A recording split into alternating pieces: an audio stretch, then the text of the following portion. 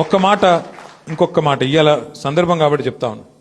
మీరు చూసుంటారు ఇవాళ నిన్న మొన్న వార్తలు గత 5 రోజులుగా ఏమైతుందంటే ఎప్పుడైనా సరే పవర్ అంతా ఒకరిద్దరి చేతుల కేంద్రీకృతం అయితే ఏమైతుందంటే ఇక దాని దుష్పరిణామాలకు ఇవాళ భారతదేశంలో ఏవియేషన్ రంగంలో జరుగుతున్నది ఒక ఉదాహరణ. మీకు గత 5 రోజులుగా మొత్తం ఎయిర్పోర్ట్లన్నీ రైల్వే స్టేషన్లు బస్ స్టాండ్ల కంటే అధ్వానం అయిపోయినాయి. ఎక్కడికక్కడ వేలాది మంది తన్నుకుంటాను కొట్టుకుంటాను ఎయిర్పోర్ట్లలో. తెలుసా ఎందుకో? ఇండిగో వాడు మొత్తం బంద్ పెట్టిండు. ఎందుకు బంద్ పెట్టిండు? ఇది గమ్మతైన ఉదాహరణ. మీరు చెప్తే అర్థం చేసుకుంటే మీకు అర్థమవుతుంది నేనేం చెప్తున్నాను. సంవత్సరం కిందట సివిల్ ఏవియేషన్ మినిస్ట్రీ కొన్ని రూల్స్ పాస్ చేసింది. ఏమని? శ్రమ దోపిడీ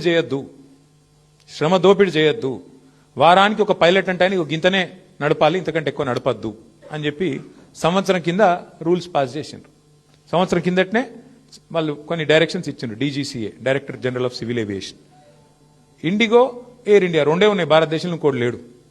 ఇప్పుడు ఏమైందంటే ఇది లిటరల్గా 2 వ్యక్తుల చేతులు మొత్తం భారతదేశంలోని విమానయానం మొత్తం 2 సంస్థల చేతులు ఆధీనం అయిపోయింది.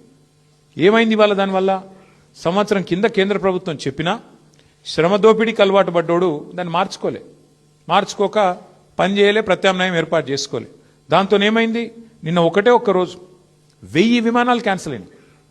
1000, ఒకటి కాదు, 2 కాదు. మరి ఏమవుతుంది? ఎయిర్పోర్ట్ బస్ స్టాండ్ అయిపోయింది. వాస్తవం ఇది. ఏం జరుగుతుంది? కొంతమంది వ్యక్తుల చేతుల్లోనే మొత్తం శక్తి కేంద్రీకృతమైతే దానికి ఒక గొప్ప ఉదాహరణ, ఆ దుష్పరిణామానికి గొప్ప ఉదాహరణ నిన్న మొన్న విమానయాన రంగంలో జరుగుతున్న వ్యవహారం. ఒక ఇండిగో, ఒక ఎయిర్ ఇండియా రెండే మిగిలినాయి ఇప్పుడు భారతదేశంలో.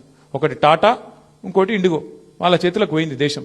వాళ్ళు ఇప్పుడు ఎస్ అంటే ఎస్, నో అంటే నో. ఆఖరికి ఏమైంది తెలుసా? 5 రోజుల తర్వాత కేంద్ర ప్రభుత్వం మేల్కొని వాళ్ళు ఇచ్చిన ఆర్డర్ వాళ్ళే వెనక్కి తీసుకున్నది. ఇవాళ వాళ్ళు ఏ ఆర్డర్ అయితే ఇచ్చిర్రో, ఇండిగో వాడు మారలే, ప్రైవేట్ వాడు దిగిరాలే. నేను తప్పు చేసినా అని ఒప్పుకుంటలేడు. వానికి ఫైన్ వేసే దమ్ము లేదు ప్రభుత్వానికి. ఏమైంది ఆఖరికి?